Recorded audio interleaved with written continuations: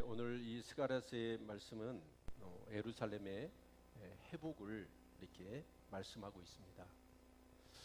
우리 예루살렘 하니까 지금 이렇게 트럼프 대통령이 예루살렘을 이스라엘의 그런 수도로 인정한 것 때문에 아랍권에서 굉장히 많은 지금 이렇게 이 문제가 일어나고 있죠.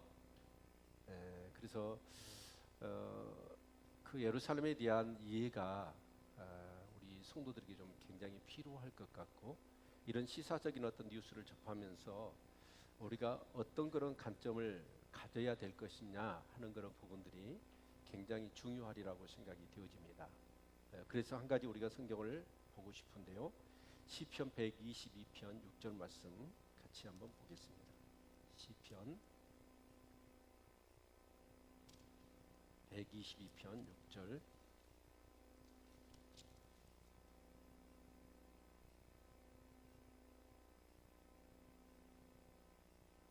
우리 같이 한 목소리로 시편 122편 6절 말씀 같이 보겠습니다. 시작. 예루살렘을 위하여 평안을 구하라. 예루살렘을 사랑하는 자는 형통하리로다. 아멘. 예루살렘의 평안을 구하라. 그리고 예루살렘을 사랑하는 자는 형통할 것이다 라고 말씀하고 있습니다. 특별히 예루살렘 하면 예루란 말은 임하다는 뜻이고, 살렘 그러면 평안입니다. 평안이 임하는 도시, 그게 예루살렘이죠. 그런데 지금 이제 그 트럼프 대통령이, 미국 대통령이 예루살렘을 이스라엘의 수도로 인정을 해버렸어요. 그러다 보니까 반미, 반이스라엘 그런 이렇게 막 시위들이 굉장히 전 세계적으로 좀 일어나고 있거든요. 그런데 왜 그러냐면 그 역사적인 그런 상황들을 우리가 이렇게 잘 이해할 수 있어야 합니다.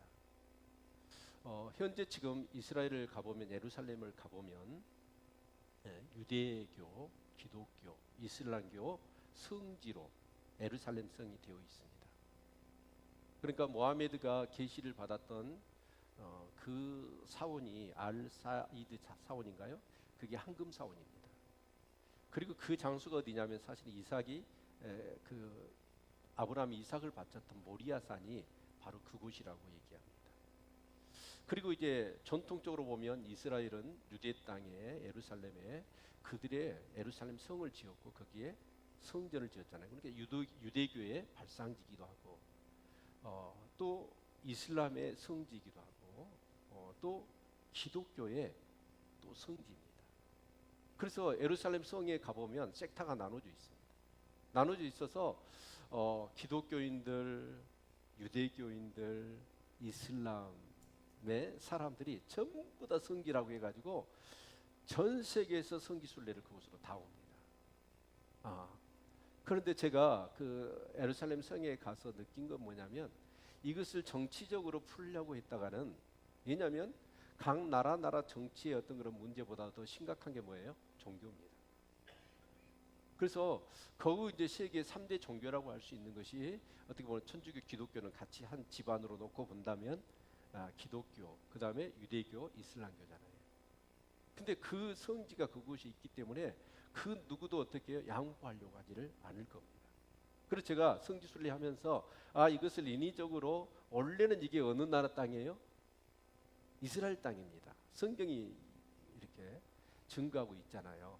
자, 그런데 그것을 이제 역사에 그런 어떤 흐름 속에서 이제 예수님 오실 당시는 뭐였죠? 그가 로마 땅이었습니다. 네. 그래서 로마가 기독교를 받아들이고 국교를 인정하면서 이제 그 예루살렘이 그 안에도 이제 성지였지만 이렇게 보면 천주교의 그 성지가 되어 있었던 것이죠. 그런데 오스만 투르크족이 이제 세력을 뻗치면서, 그러니까 이제 오스만 투르크족은 어디죠? 이제 이슬람 계통에, 거기서 이제 세력을 뻗치면서 예루살렘을 이제 점령해 버린 거죠. 그러자 이제 서구 사회에 어떻습니까? 굉장히 자극을 받아서 성지를 뺏겠다 해가지고 성지를 탈환하기 위해서 벌였던 전쟁이 십자군 전쟁입니다. 자, 그런데 그런 과정 속에서 이 예루살렘 성지의 문제가 상당히 이제 논란이 되어지죠. 이제 그런 과정 속에서 아마 이제 1차 세계대전이 일어나기 전에 영국이 그 땅을 지배합니다. 해가 지지 않는 나라로 해가지고 영국이 많은 땅을 이렇게 소유를 했잖아요. 자, 그러다가 영국이 거기서 상당히 이제 지금까지는 이제 유대인들이 거기에 배경을 가지고 있고, 그러면서 이제 이 오스만 투르크 아랍인들이 거기에 배경을 가지고 있었고, 그러면서 거기를 또 어디가 좀 지배를 잠깐 했냐면 프랑스가 지배를 했습니다. 근데 이제 그 영국이 그 땅을 차지하면서 이 세 세력 간에 뭔가 이 잘 이렇게 균형을 맞추지 않으면 어려울 것 같아서 이제 영국이 각 나라들에 대해서 계약을 서로 이율 배반적으로 해버린 거예요. 한 가지 원칙을 갖고 했어야 되는데 그렇지를 않고 유대인들한테는 유대인에 유리하게, 그리고 아랍인한테는 아랍한테 이란에게 유리하게, 프랑스 사람들 프랑스에게 뭐 다른 땅을 준다고 해가지고 이렇게 하면서 상당히 그 계약을 잘못한 나머지 이제 그것이 분쟁의 그런 땅이 되어졌습니다. 자, 그런데 이제 문제는 뭐냐면 우리가 이제 알다시피 구약의 역사가 끝나고 신약이 이루어지고 나서 이스라엘 공동체는 나라가 없어져 버렸습니다. 그렇죠? 나라가 없어졌어요. 그런데 1948년 이제 여러 곳에 흩어졌던 디아스포라에 해당되는 유대인들이 가는 곳에마다 영향력 있게, 그래서 돈을 많이 벌고 또 이렇게 리더십을 형성을 해요. 그래서 대부분 이제 미국과 유엔에 그런 리더십을 갖다 보니까 1948년 5월 14일 날 2000년 동안 나라가 없이 그렇게 모든 나라에 흩어졌던 유대인들이 나라를 세워버린 거예요. 그게 이제 이스라엘의 건국일인 1948년 5월 14일입니다. 세계가 깜짝 놀랐죠. 그런데 유엔과 미국이 적극적인 그런 지지를 하니까 이제 이스라엘이 세워진 거죠. 여기에 이제 들고 일어난 나라들이 아랍권이잖아요. 그래서 아랍 전쟁이 일어납니다. 그런데 이제 이스라엘 땅을 우리가 놓고 보면 거기에는 뭐냐면 팔레스타인이 지금 살고 있었던 거예요. 근데 유대인이 집단적으로 막 이주를 하기 시작했습니다. 이제 그걸 정책적으로 막지를 못하고, 그러면서 이제 유대인이 독립을 하니까 이제 아랍권에서 반발을 해가지고 이제 전쟁을 일으킨 거죠. 그러다 보니까 어쩌습니까? 거기에 살고 있었던 사람이 원래 팔레스타인 사람들인데 그 이스라엘과의 아랍 전쟁에서 져버립니다. 그래서 이제 점점 그들의 어떤 그런 사는 곳은 제한되고 이스라엘 땅은 그 영토 안에서 더 영역을 넓혀간 것이죠. 그리고 아주 결정적인 사건이 일어나는데 그게 이제 6.1 전쟁입니다. 6.1 전쟁을 통해서 또 진짜 그 아랍의 어마어마한 그런 이렇게 군사력인데도 불구하고 이스라엘이 이겨버리잖아요. 그래서 결국은 더 이제 팔레스타인 땅에서 팔레스타인들의 그런 입지가 이제 좁아지죠. 근데 그 이스라엘 땅을 놓고 보면 이제 골란고원 그쪽하고 이제 팔레스타인 그 지역에 서부 지중해 그 연안하고 저 북쪽 이제 시리아 이제 그 북쪽에 있는 그 땅하고 이스라엘 땅 안에 팔레스타인이 점점 이렇게 세력이 줄어들어 가지고 두 곳에 이렇게 자리를 하고 있는 거죠. 그런데 이제 반기문 유엔 사무총장 작년인가 재작년에 이제 팔레스타인도 나라로 인정을 해버렸잖아요. 유엔에서. 그래서 이제 이스라엘 땅에 이 팔레스타인과 이스라엘이 같이 있는 겁니다. 근데 이제 문제는 뭐냐면 예루살렘 땅인데요. 예루살렘 땅은 유엔에서도 누구 땅으로 인정을 안 해요. 누구 땅도 아닙니다. 그냥 이렇게 그 중립적으로 나눈 것이죠. 그래서 그 이스라엘 땅에는 아랍인도 있고, 그래서 이제 이 동편 시리아 그쪽에 이 동편은 사실은 팔레스타인 아랍권이 지배를 하고 있고, 이제 지중해 그쪽의 서쪽 부분은 이스라엘이 이제 영향력을 가지고 있는데, 그런다고 해서 거기서 정치적으로 우리 거다라고 하면서 주권을 행사할 수 없는 어떻게 보면 중립 지역이 되어져 있는 것이죠. 네. 그런데 이제 트럼프 대통령이 이스라엘 수도다고 해버리니까 이제 아랍권에서는 어떻게 보면 그들이 성지잖아요. 이 성지에 대한 개념은 우리 기독교인들은 별로 성지에 대한 개념이 없잖아요. 근데 이스라엘 사람들은 성지는 생명 걸고 지킵니다. 그러니까 지금 이렇게 들불처럼 막 이제 그런 것에 의해서 반미 시위가 이제 일어난 것이죠. 자, 지금 현재는 그렇습니다. 자, 근데 이제 우리 스가랴서가 사실 그 부분에 대한 얘기잖아요. 그렇죠? 자, 그러면 여러분 이 스가랴서를 읽고 스가랴서의 내용이 여러분 어떻게 이해가 되어지나요? 지금 우리가 이제 역사를 놓고 본다면 지금 오늘 여기 본문에 볼까요? 1절, 2절, 3절을 같이 한번 읽어보겠습니다. 8장 1절, 2절, 3절. 오늘 잘 이렇게 오늘 말씀을 잘 들으시면 여러분이 그 예루살렘과 이스라엘의 역사 그리고 앞으로 이루어졌고 앞으로 이루어질 것에 대한 부분들을 이 스가랴가 지금 예수님이 오시기 전에 500년 전에 이것을 예언을 해놨는데 이것이 부분적으로 어떻게 성취가 되었고 그 성취되어짐을 통해서 우리는 앞으로 이루어질 그 부분에 대한 어떤 그런 기대와 믿음을 가져야 될 것인가를 우리가 오늘 본문을 통해서 확인할 수가 있습니다. 자, 3절까지 같이 한번 읽어보죠. 시작. 만군의 여호와의 말씀이 임하여 이르시되 만군의 여호와가 말하노라 내가 시온을 위하여 크게 질투하며 그를 위하여 크게 분노함으로 질투하노라. 나 여호와가 말하노라 내가 시온에 돌아왔은즉 예루살렘 가운데 거하리니 예루살렘은 진리의 성읍이라 일컫겠고 만군의 여호와의 산은 성산이라 일컫게 되리라. 그럼 이 예루살렘이란 그러니까 시편 122편 6절에서 예루살렘의 평화를 구하라. 예루살렘을 사랑하는 자는 형통할 것이다. 예, 그렇죠? 이 예루살렘을 통해서 하나님은 구원의 역사를 전개해 오셨습니다. 아멘. 그래서 지금 트럼프 대통령이 이스라엘 수도다 그렇게 갖고는 풀어지지 않습니다. 제가 볼 때는 이게 3차 대전이 일어나도 안 풀립니다. 그 문제는. 예루살렘의 문제는 제 생각으로는 그래요. 그리고 많은 분들 얘기를 들어보면 3차 대전으로도 이게 풀릴 수가 없는 문제예요. 누가 오셔야 풀려요? 예수님이 재림하셔야 풀리는 문제예요. 스가랴에서 그 얘기를 하고 있고. 아멘? 예. 그래서 우리는 어쩌냐 이런 뉴스를 접하면서 우리는 뭘 해야 될까요? 예루살렘의 평안을 구해야 됩니다. 그리고 예루살렘을 사랑하십시오. 왜요? 그 예루살렘을 통해서 예수님이 이 땅에 오셨고 또 십자가의 구속의 대속을 이루어 주신 주님이 이 땅의 심판주로 다시 오실 어떻게 보면 그 장소가 예루살렘입니다. 아멘. 그래서 우리는 어때요? 진짜 이 땅에 그 평화가 진짜 평화가 임하는 것.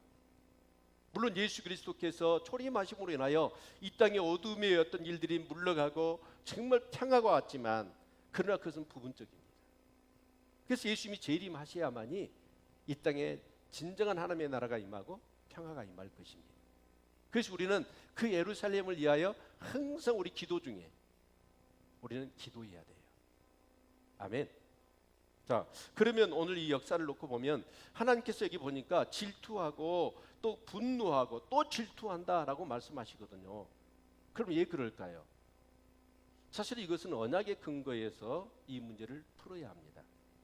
하나님께서는 이스라엘 백성들, 자 우리가 수요일 날 우리가 살펴봤어요. 출애굽기 19장 5절 6절의 말씀을 보니까 너희는 어째요? 내 율례와 규례를 지켜 행하라. 그리하면 너희는 내 소유가 되겠고 제사장의 나라가 되어지며 거룩한 백성이 될 것이다 라고 말씀하십니다. 그러니까 이스라엘 백성들 그 전에 애굽에 있었던 그 상황도 우리가 한번 생각해 보아야 합니다. 근데 그것을 생각하기 위해서는 우리 창세기 12장을 우리가 기억해 봐야 되겠죠. 아브라함을 하나님이 부르십니다. 부르셔서 어째요? 내가 너를 복 주겠다라고 하면서 큰 민족을 약속하십니다. 그리고 땅을 약속하시고 그리고 너로 인하여 천하 만민이 복을 얻을 것이다 라는 약속이었죠. 그때 아브라함에게 여러분 무뼈를 봐라, 저 바다의 모래를 봐라, 네 후손이 이와 같을 것이다 라고 약속을 하셨거든요. 그러면 아브라함에게 어째요? 그때부터 아들을 자식들을 펑펑펑 낳아야 되죠. 낳았어요 안 낳았어요? 안 낳았어요. 아브라함이 75세에 그 약속을 받았는데 100세가 되도록 자식을 안 줘요. 그리고 주신 자식이 이삭 하나입니다. 아니 모래와 같이 무별처럼 그 자손이 많다라고 약속하셨는데 하나님 이삭 하나 주신 거예요. 하나님의 자녀는요, 믿음의 자녀는 그냥 육신으로 나와서 되는 게 아니고 믿음이라는 뜻이죠. 근데 그 이삭도 어쩌습니까? 자식을 낳았는데 많이 낳았어요 그러면? 아니요. 에서와 야곱 쌍둥이 낳았어요. 그리고 끝. 그런데 하나님이 뭐라고 그래요? 에서는 아니래요. 야곱만이 기대, 내 후손이 돼. 아니 고작 둘 주셔놓고 또 큰애는 아니고 작은 야곱만 기대. 근데 야곱이 이제 12 자식을 낳지요. 근데 그 12씩을 자식을 낳고 12자식들이 막 자녀를 낳을 것 같았는데 하나님 이상한 행동을 하십니다. 그 12자녀를 어디로 보내시죠? 애굽으로 보내십니다. 이유가 뭐예요? 가나안에 있으면 가나안은 무슨 문화예요? 완전히 혼합의 문화예요. 섞여버려. 그래서 하나님의 그런 그 민족을 통해서 누가 오셔야 되죠? 예수님이 오셔야 돼요. 예수님이 오셔야 되는데 다른 민족하고 섞어지면 신앙도 그렇죠. 모든 그런 그 당시에는 필요 중요하게 여겼으니까 그런 것들이 다 섞여버린단 말이에요. 그래서 거기 있으면 안 되니까 급하게 요셉을 애굽의 노예로 팔게 하고 그 가나안 땅에 흉년이 들게 해가지고 그 모든 가족들이 이제 양식을 구하러 애굽으로 가서 애굽에서 사는 거예요. 그러면 애굽에 가면 섞어지지 않느냐? 섞어지지 않죠. 예, 그렇죠? 성경은 이걸 얘기해요. 목축하는 사람들을 여러분 가증히 여겼고 또 애굽 사람들은 유대인과 밥을 먹으면 부정탄다고 생각을 한 거예요. 그러니까 이 야곱의 가족이 70명이 애굽으로 건너갔는데 애굽 사람들이 만나주지를 않는 거예요. 그래서 고센이라고 하는 땅에 너희들 여기만 살아라. 너희들과 밥을 먹거나 서로 이렇게 하면 우리가 부정타고 또 가증이 여기기 때문에 그래서 유대인하고 애굽인이 섞어지지가 않는 거지. 그래서 430년 동안 애굽의 노예 생활을 해요. 그래서 보니까 이제 한 200만 명 이상이 되어지는 큰 민족이 이루어진 것이죠. 그렇죠? 네. 그래서 이제 하나님께서는 때가 되니까 모세를 시켜서 출애굽을 시킨 거예요. 출애굽을 시켰을 때 이제 그 가나안 땅으로 향해 가라고 그러잖아요. 근데 그 가나안 땅에 갔을 때 그 가나안 족속을 어떻게 하라고 그랬어요? 이제 너희들이 저 민족을 몰아낼 수 있으니까 저 민족을 싹 몰아내라. 한 사람도 남기지 말고. 그들하고 섞어지니까. 그렇죠? 그 약속을 하시면서 우리 출애굽기 19장을 한번 보십시다. 출애굽기 19장.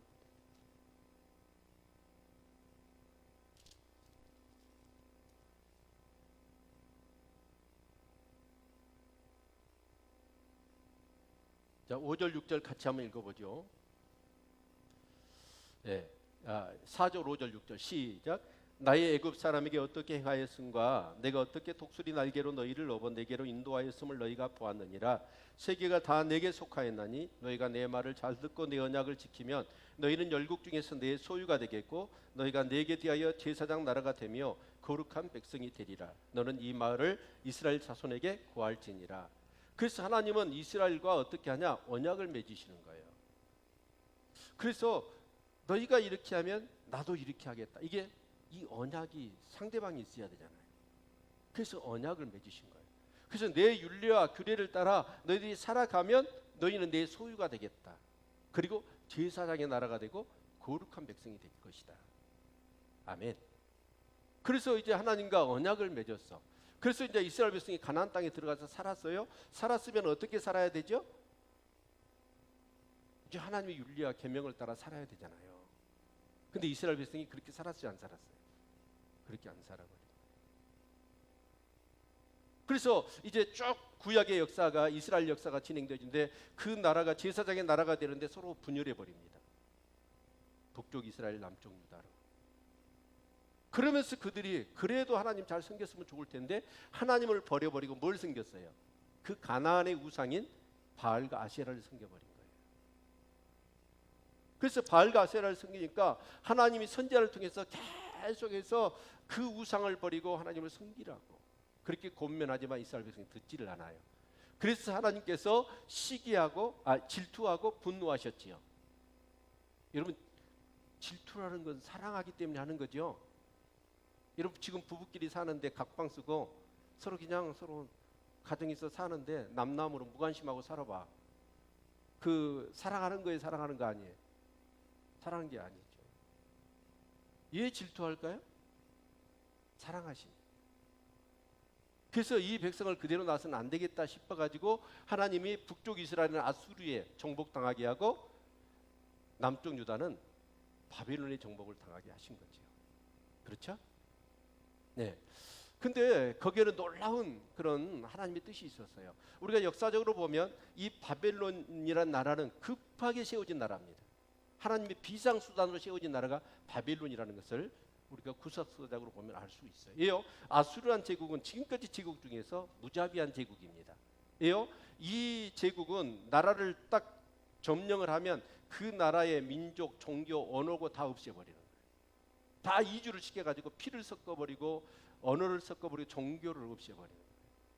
그러면 북쪽 이스라엘을 그들이 딱 먹고 이제 남쪽 유다를 침략하려고 하니까 어떻게 하시죠? 하나님이 아니 유대가 이제 피가 섞여버리고 종교가 혼합돼 버리면 안 되잖아요. 애국까지 가서 거기서 큰 민족을 잃어가지고 이쪽으로 이끌어냈는데 그들이 이제 바알과 아세라를 섬기면서 비록 그랬지만 그래도 아수르에서 정복당해서 다 섞여버리면 하나님의 그 민족을 통해서 누가 오셔야 돼요? 예수님이 오셔야 돼요. 그래서 급하게 바벨론이라는 나라를 신은 그래서 바벨론이라고 그러죠. 그 바벨론 나라를 세워가지고 아수르를 쳐버린 거예요. 그리고 바벨론이 남쪽 유다를 정복하고는 신기하게도 유다 사람을 바벨론 사람이 포로로 끌고 가버려요. 그건 이사야나 에레미야 선지자를 통해서 하나님이 예언하셨죠. 그래서 그들이 70년 동안 포로 생활을 한 거예요. 근데 그 70년의 기간은 뭐냐?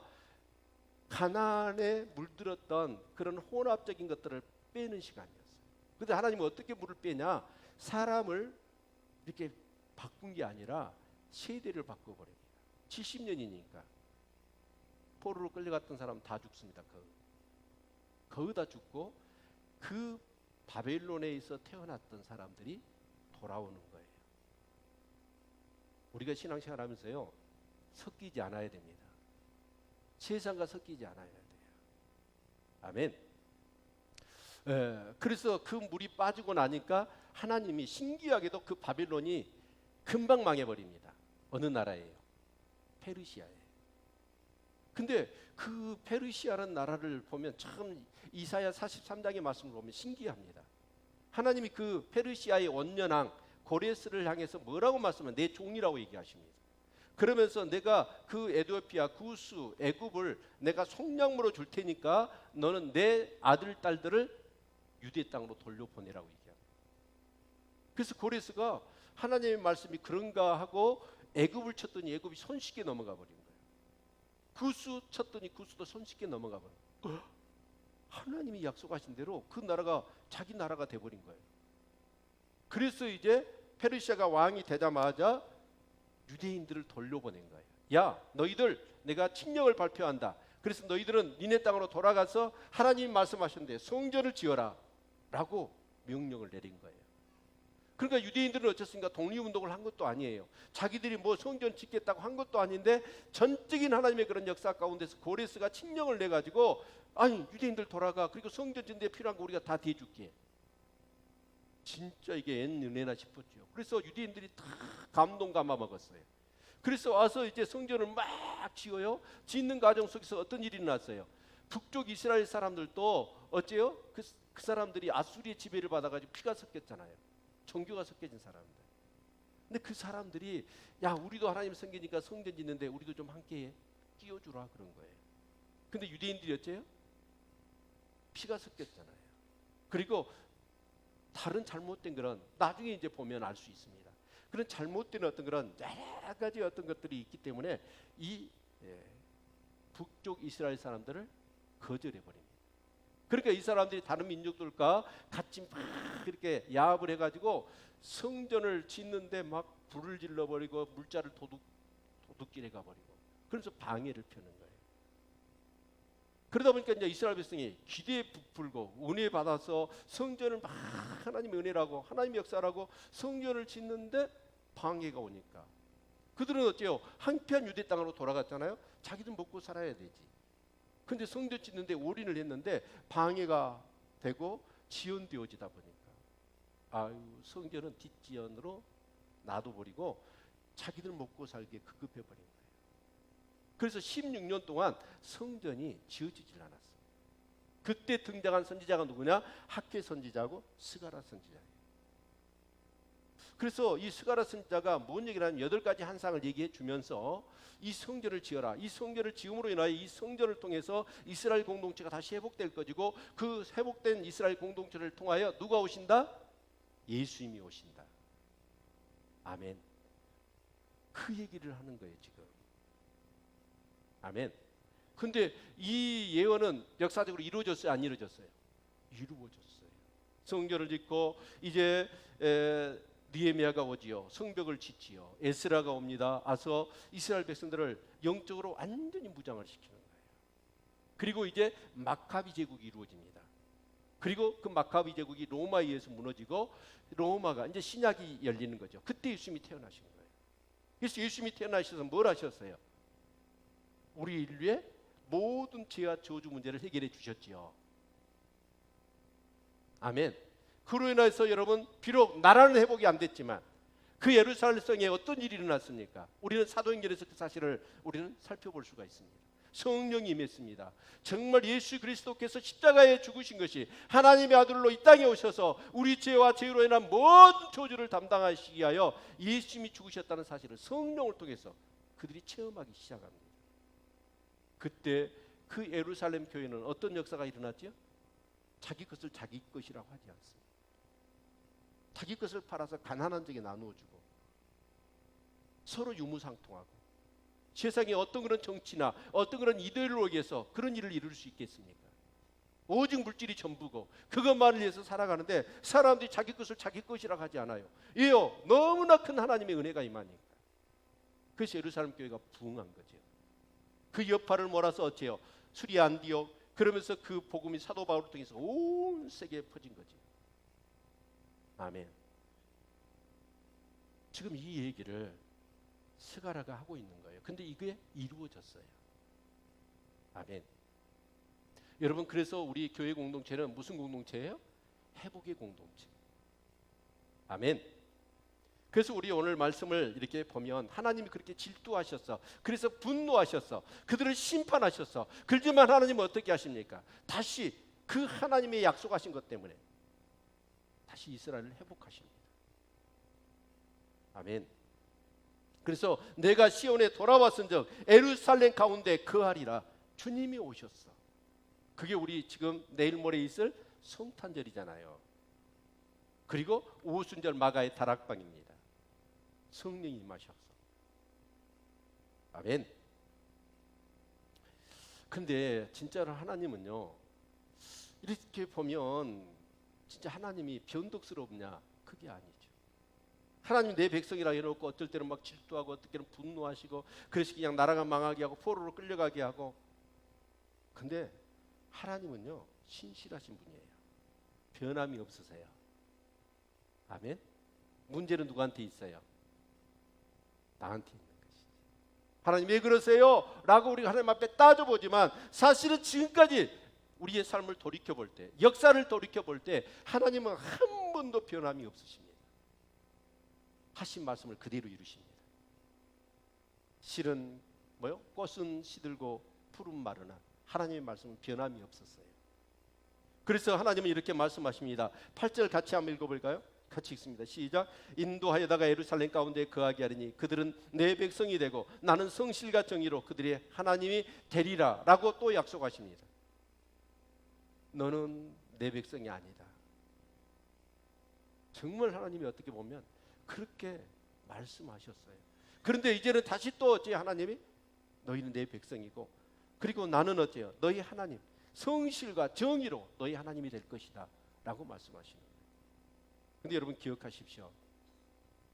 이스라엘이 죄를 지었어요. 그럼 그 죄값을 치러야 돼요. 죄를 지었으면 어째요? 그들은 하나님의 자녀가 아니에요. 마귀의 자식이에요. 여러분 기억하십시오. 우리가 죄를 지으면 죄는 세 가지로 짓습니다. 마음으로 먼저 짓습니다. 그리고 말로 짓습니다. 세 번째 행위로 짓습니다. 근데 이 죄를 지으면 죄값을 받을까요? 안 받을까요? 그러면 죄값을 받아야 되겠어요? 안 받아야 되겠어요? 내가 죄를 지었는데 아니 나는 죄를 지었으면 넘어갔으면 좋겠고 다른 사람이 죄를 지었어. 죄값 받아야 돼? 안 받아야 돼? 받아야지. 여러분 반드시 마음으로 짓든지 말로 짓든지 행동으로 짓든지 죄를 지었으면 죄값은 받습니다. 근데 놀라운 것은 그 죄값을 하나님도 그것을 넘어가지 수 없어요. 죄 지었으면 죄값을 치러야 됩니다. 그것이 하나님의 공의죠. 아멘. 하나님의 공의. 그래서 하나님은 어떻게 하시느냐? 그 죄를 지었는데 그 죄값을 그냥 넘어가지 구렁이 담 넘어갔듯이 넘어가는 게 은혜가 아니라 장악한 게 은혜거든요. 그래서 우리 죄로 인하여 우리가 죽어야 되고 우리가 벌을 받아야 되는데 누가 죽었어요? 예수님이 죽으신 거예요. 그 예수님이 우리 죄값을 지시고 십자가에 죽으신 거예요. 그리고 우리는 그 사실을 믿으면 우리는 비록 죄를 범했을지라도 우리는 죄 용서함을 받습니다. 그게 바로 이 스가랴가 얘기했던 그 성전을 통하여 정말 예루살렘 공동체가 형성이 되어지고 그 예루살렘 공동체를 통하여 예수가 온다는 놀라운 회복의 메시지인 거죠. 아멘. 여러분, 정말 이 회복이란 말이 저는 얼마나 아름다운 말인지 몰라요. 그래서 제목을 제가 아름다운 공동체 했는데 사실 회복의 공동체입니다. 나라가 없었어요. 먹고 살 길이 막막했어요. 수 없는 그런 좌절과 방황과 그런 절망이 끊임이 없습니다. 그런데 그런 모든 삶들로부터 우리가 회복되어질 거라는 것. 이런 기대와 소망이 있기 때문에 우리는 사는 거죠. 이런 기대와 소망이 없다면, 회복에 대한 소망이 없다면 우리가 어떻게 살 수 있겠습니까? 그런데 놀라운 것은 우리 주 예수 그리스도를 믿음으로 인하여 우리의 삶 속에 이런 놀라운 회복의 은총이 임했다는 사실이죠. 여러분, 구원 받았습니까? 죽어도 천국 갈 수 있습니까? 이것이 구원받은 사실이죠. 아멘. 예. 그래서 우리가 교회를 생각해 볼 때 교회의 공동체에 가장 중요한 게 뭘까요? 이스라엘 백성들이 아무리 빛과 번쩍하게 성전을 지어놨다고 하더라도 그 성전에 하나님이 안 계시면 그건 성전이 아니에요. 건물일 뿐이에요. 근데 하나님께서는 약속하시는 거예요. 너희들이 성전을 지으면 내가 그 가운데 거하겠다는 거예요. 그리고 그 하나님이 거하심으로 인하여 뭐가 이루어지는 거예요? 회복이 임하는 거예요. 우리 교회가 여러분 정말 무엇보다도 아무리 웅장한 찬양이 있고 뜨거운 그런 기도가 있고 열정적인 어떤 그런 복음 증거가 있다 할지라도 하나님이 이 교회에 안 계시면 이 교회는 성전이 아니에요. 하나님이 계셔야 합니다. 그래서 우리는 어떻게 해요? 예배를 드리거나 기도하거나 그러면서 뭘 사모합니까? 하나님의 임재를 사모합니다. 하나님이 계셔야 성전이니까.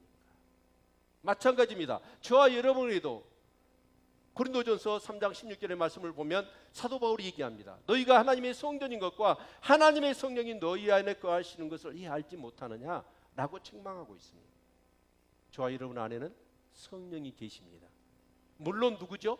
예수 그리스도께서 정말 내 죄를 위하여 십자가에 풀려주신 나의 구주, 나의 하나님의 사실을 믿을 뿐만 아니라 체험한 사람들, 그런 사람들에게는 성령이 계시죠. 그리고 내가 뭐가 되는 거예요? 성전인 거예요. 아멘. 그렇다면 하나님이 나와 함께 하십니다. 하나님이 나와 함께 하시면 어떤 일이 일어날까요? 놀라운 하나님이 함께 하시는 증거들이 나타나야 되겠지요. 그게 뭘로 나타나요? 회복이라는 것으로 나타나는 거예요. 그래서 오늘 여기 8장의 말씀을 보면 우리 4절부터 볼까요? 만군의 여호와가 말하노라 예루살렘 길거리에 늙은 지아비야 늙은 지어미가 다시 앉을 것이라. 다 나이 많음으로 각기 손에 지팡이를 잡을 것이요 그 성읍 거리에 동남과 동료가 가득하여 거기서 장난하리라. 여기 만군의 여호와가 말하노라 이 일이 그날에 남은 백성의 눈에는 기이하려니와 내 눈에 어찌 기이하겠느냐 만군의 여호와의 말이니라. 여러분, 그 예루살렘 한피한 이 거리에 어떤 일이 일어나냐면 나이 많은 할아버지 할머니들이, 그리고 할아버지 할머니만 있는 게 아니라 동남 동녀가 뭐예요? 어린아이들이, 남녀, 그 거리에 앙리하고 가득하게 될 거라는 거예요. 지금 우리나라 심각하죠. 저출산 고령화. 네? 근데 그 예루살렘 거리는 어쩌냐? 젊은 아이들이, 그리고 나이 드신 분들이 거의 차별 없이 무시하거나 노친네라고 깔보거나 무시하지 않아요. 그러면서 그 거리에 여러분 어른부터 아이들까지 그 거리에 사람들이 앙리한다는 거예요. 그 황폐한 성에. 엊그저께 부흥회 갔더니 그러더라고요. 어느 시골 교회에 하루도 아주라 이거 부흥 강사 가서 그 짬을 내 가지고 말씀을 전했답니다. 그러니까 이제 밥을 이렇게 안 먹고 가야 돼. 그래야 다른 교회 가서 집회를 하니까. 그래서 가려고 그랬더니 아니 우리 교회 집회해 놓고 밥도 안 먹고 갈 바에야 커피라도 한 잔 드시라고. 그래서 이제 그 부흥 강사님이 그래도 커피는 마실 수 있겠다 싶어가지고 커피를 마시려고 하는데 기다려도 안 와. 근데 잡고 있는 분이 80세 되신 할머니 집사님이야. 그러면서 그러더래요. 막내가 꼭 갖고 온다고. 그래서 기다렸대요. 한 10분이니까 어떤 분이 쩔쩔쩔뚝하면서 가져오는데 그 막내가 76세야. 사실 한국 교회, 시골 교회의 현실이 그래요. 그런데 여러분 진짜 이 하나님의 회복의 은총을 주시면 요즘에 자식을 안 낳죠? 먹고 살기 힘들어서 그런 거죠. 근데 그 예루살렘 거리는 어때요? 나이 드신 분도 많을 뿐만 아니라 어린 아이들이 가득한 거예요. 그런 회복의 은혜가 임해야 돼요. 우리 교회가 그러기를 바랍니다. 예, 우리 교회도 지금 저출산 고령화요. 근데 막 새신자가 전도가 돼야 돼요. 그들이 진짜 하나님을 알아가고 하나님을 체험하는, 그러면서 그 막 간증이 막 넘쳐나야 돼요. 아멘. 또 우리 나이 드신 우리 이제 성도님도 나이 들어가는데 나이 드신 분들이 어떻게 해야 돼요? 노친의 소리 들으면 안 되고 어르신 소리를 들어야 돼. 그러죠? 그 70이 고이잖아요. 60이 이순이고 그리고 80이 뭐예요? 산수라고 그래요. 산수는 뭐죠? 우상과 같아. 그래서 아들, 딸, 며느리가 진짜 막 모이기 시작하는 거예요. 왜요? 이 어른 얘기를 듣고 싶은 거예요. 우리 교회가 그럴 수 있기를 바랍니다. 나이 저렇게 드셨는데 70이 되고 80이 되고 90이 됐는데도 경건을 잃지 않고 하나님의 예배하는 태도와 하나님 앞에 정말 기도하며 하나님 앞에 진지함을 나이 들어서도 유지하고, 그래서 저 사람 얼굴 한번 보는 것이 나도 저렇게 살고 싶고 그런 분들이 되시기를 축원합니다. 그래야 아이들이 막 덧글지요. 대부분 교회가 지금 어째요? 젊은 세대가 없어. 그런데 하나님은 나중에 이런 회복을 주시겠다는 거죠. 아멘. 또 우리가 여기 여러 가지 그 회복에 대한 그런 말씀을 주고 있는데 우리 16절 같이 한번 봅시다. 16절을 보시면 너희가 행할 일은 이러하니라. 너희는 각기 이웃으로 더불어 진실을 말하며 너희 성문에서 진실하고 합평한 재판을 베풀고 심중에 서로 해하기를 도모하지 말며 거짓 맹세를 좋아하지 말라. 이 모든 일은 나의 미워하는 것임이니라. 나 여호와의 말이니라. 여기서 말씀하는데 교회는 어떤 공동체냐? 여러분 진리 공동체예요. 세상의 다른 공동체는 전부 다 이익 공동체입니다. 이익 공동체. 뭔가 그 공동체 안에 자기 어떤 유익을 위해서, 그 이익을 위해서 사람들이 모여 있는 것이에요. 그러나 교회는 그렇지 않습니다. 교회의 역사를 놓고 보면 수많은 사람들이 이 교회를 통해서 뭔가 유익을 얻고자 하는, 세상의 유익을 얻고자 모인 게 아니에요. 그들은 어떻습니까? 이 진리를 위해서는 자기 생명이고 자기 재산이고 다 희생했어요. 초대교회 수많은 사람이 순교했잖아요. 왜 그래요? 이 진리. 너 예수 믿을래 안 믿을래? 예수가 진리예요. 예수 믿으면 천국 가요. 예수 믿으면 제사함 받아요. 예수 믿으면 구원 받아요. 그러니까 예수 믿을래 안 믿을래? 믿으면 죽인다고 하는데도 불구하고 자기 생명을 버리면서 그 진리를 지킨 것이 교회의 공동체란 말이에요. 여러분들 그럴 수 있죠? 전에 우리 교회 남전도인들이 너무 성경을 몰라. 그래서 이제 성경 공부를 해야 되겠다. 그래가지고 한 4가 했을까요? 근데 그때 내용 중에 이런 게 나왔어. 너 예수를 믿는다고 하면 죽이고 안 믿는다고 하면 살려준다고 할 때 너는 어떻게 할래 그랬어. 문제가 하필 그런 게 나왔어. 그러면 어째 남자 성도님들이 그런 말씀에 대한 그런 어떤 그런 신앙이 아직도 없으니까 뭐래 그래요? 아니 목사님 왜 이런 질문을 다 하세요? 아니 가타부타 얘기를 하면 될 건데 그 얘기를 하기는 그렇고, 왜요? 죽는다 하기는 그렇고 안 죽는다. 내 믿음이 거짓이 뽀로시 날 것 같고. 그러니까 얘기는 못하고 뭐예요? 왜 그런 질문을 하냐고 나를 공격하더라. 여러분, 예수 믿어도 죽인다 해도 죽을 수 있는 믿음이 되시기를 바랍니다. 그래야 여러분이 구원받은 거예요. 그렇죠? 아멘. 예. 그래서 교회는 어때요? 진리 공동체예요. 그 진리를 위해서는 나의 생명도 내 재산도 나의 어떤 것도 희생할 각오가 되어 있는 사람들이 교회 공동체 이론인 거예요.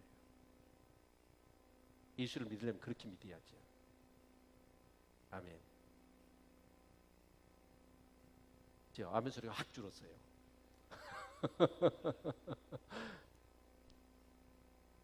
또 우리가 이 교회 공동체가 어떤 교회 공동체여야 되느냐 하는 거예요. 지금 스가랴가 지어야 될 성전, 그 성전을 통해서 이런 공동체를 하나님이 이루어 주시겠다 그 얘기잖아요. 자, 그래서 여기 보면 자 19절 볼까요? 만군의 여호와가 말하노라. 4월의 금식과 5월의 금식과 7월의 금식과 10월의 금식이 변하여 유다 족속의 기쁨과 즐거움과 희락이 절기가 되리니 오직 너희는 진실과 화평을 사랑할지니라. 그 이스라엘 백성들은 포로 70년 생활 동안에 뭘 했냐면 금식을 했어. 근데 7장에서는 2번의 금식이 나오는데 8장에는 4번이 나와요. 그럼 금식이란 게 뭘까요? 정말 안타까운 일이 일어나서 이런 문제를 어떻게 해결하고 진짜 하나님께 영광을 돌리기 위해서 하는 거 아니에요?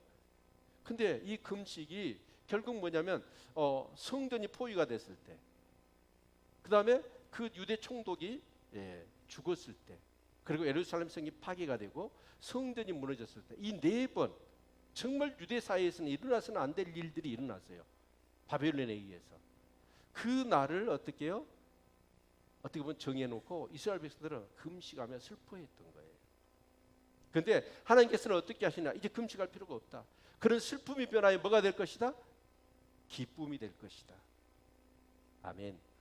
우리가 하나님 앞에 기도하면 그것이 하나님의 영광을 위한 것이라고 한다면, 기도하면 아무리 슬픔이, 아무리 절망과 낙심과 정말 힘든 일들이 여러분 기쁜 일로 바뀌게 될 줄로 믿습니다. 이게 신앙이에요. 아멘. 그래서 정말 많은 사람들이 금식합니다.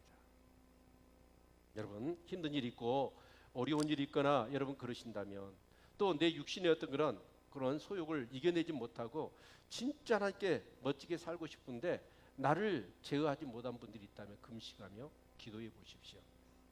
하나님께서 승리하게 하시고 흉악한 결박에 끌어지게 하시고 그런 축복의 그런 삶으로 바뀌는 역사가 있게 하실 줄로 믿습니다.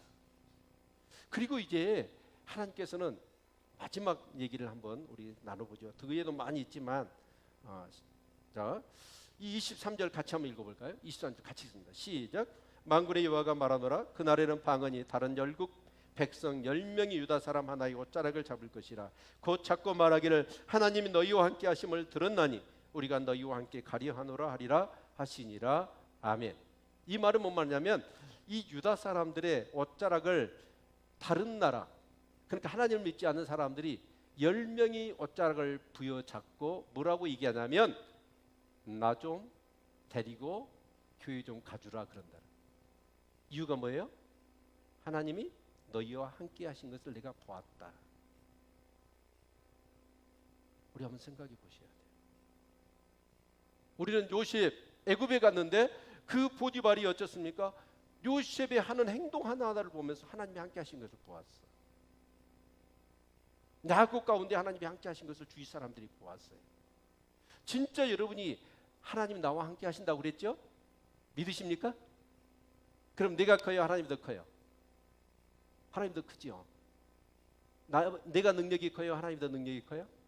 내 지가 커요? 하나님의 지가 커요? 하나님의 지가 커요. 그러면 하나님 나와 함께 하시거든요. 그럼 내 주위에 있는 사람이 나와 함께 하시는 것을, 나보다 지혜도 있고 능력도 크고 정말 전지전능하신 분이니까 나와 함께 하신 하나님을 봐야 되잖아요. 네? 그러니까 그날이 되어지면 많은 이방 사람들이 유대 사람의 옷자락을 10명씩 한 사람 다 붙잡고, 이야 너희들 사는 거 보니까 진짜 하나님 너와 함께 하신다. 나 좀 너같이 살기 좀 해주라. 그 얘기를 하게 될 것이라는 거예요.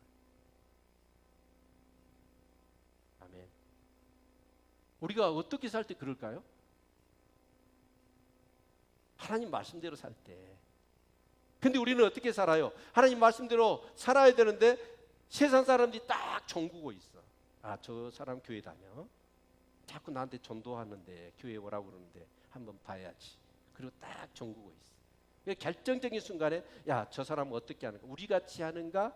우리하고는 다르게 하는가를 보자라고 정구고 있는 거예요.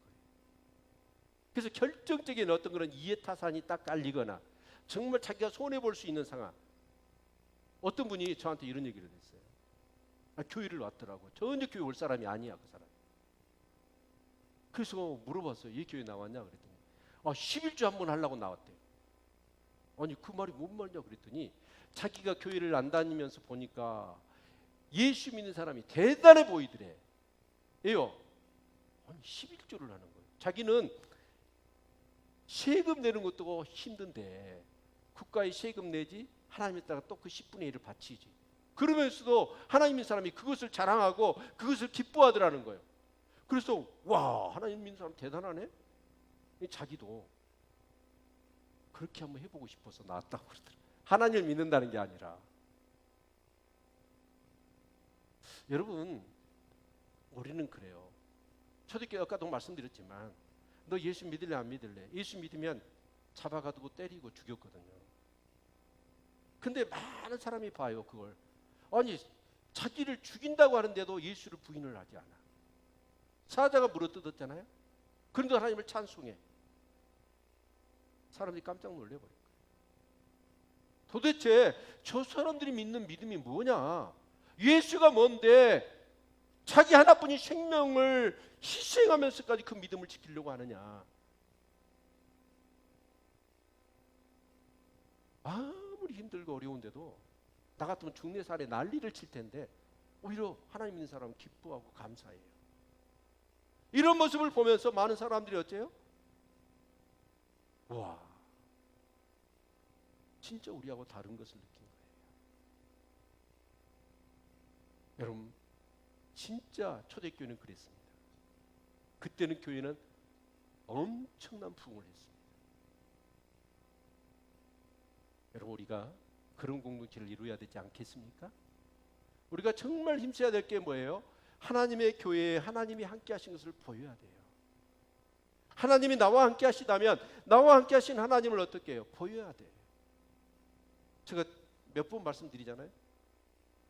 우리 박동희 집사님하고 오가임 집사님하고 함께 살지요. 안 사세요? 함께 살잖아요. 함께 살면 어쩌죠? 아침에 뭐라고 그랬어요? 옷 주라고 그랬죠. 알아서 입어요. 이제 요즘 길들여져가지고. 밥 주라고는 했을 거 아니에요.